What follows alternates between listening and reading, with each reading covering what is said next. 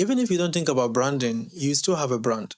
And that is because so far as you are posting things on the internet or you are interacting with other people's content on the internet, it means that you have a brand, but you don't have a control over it. Okay. Why? Because so far as you are active online, it means you have an audience. When you make a post, people see it, people do interact with it. Those audience are having an opinion about you, and that is the brand. Since we told you that association, whatever your name or your business is associated with or defined by the audience or customers, that is your brand. Okay. So far as you have people who are having an opinion over you, then you still have a brand. You just don't know it. And if you don't know it, it means that you don't have a control over it. So the big question you need to ask yourself right now before we dive in is that, are you the one shaping that opinion that people are having about you or about your brand? Or is it just happening by accident?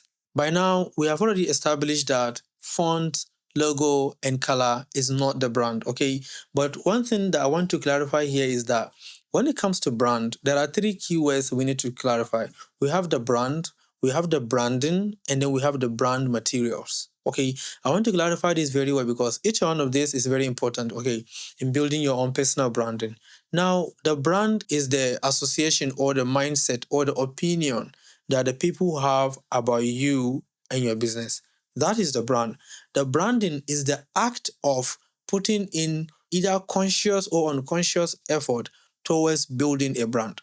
So, like posting online, interacting with other people's comment, and then these are some part of the branding. You are branding yourself. Okay, whether that's I say conscious or unconscious, because whatever case you find yourself in, you are actually building a brand.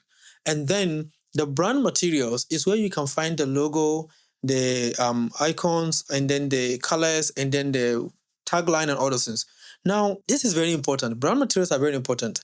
But the reason why we are not even talking about brand materials right now is that if your brand or your branding is not solid, it's not good, your brand materials cannot save it. If you are posting random content on the internet, you don't have any direct message, no matter how beautiful your font or color or logo is, it will never save or fix that problem. Okay. Where you find logo and colors and font playing a role is that because they are brand materials, we call them amplifiers. They are brand amplifiers. Okay.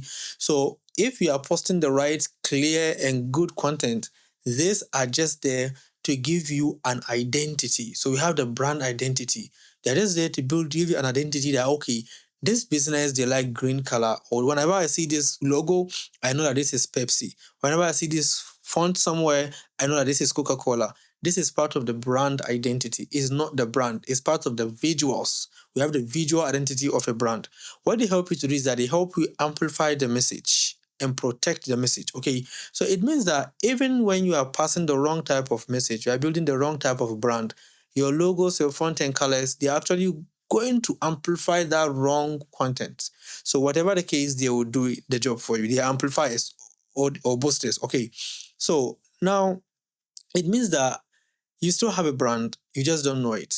And now that you know that whatever you're doing on the internet is still a brand, what I want you to ask yourself is that, what do you want to be associated with? Why do you think a business will approach an influencer or someone with their product or service that they should promote it for them? That is because that influencer has built a brand.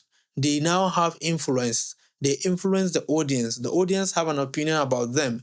The audience take actions towards or they react towards that influencer's content because they have built the brand. And like I told you, whether small or big content creator, you can make money. And the only way you can make that money is to make sure that you are building a brand. Okay. So from today, I want you to be intentional. What do you want to be associated with?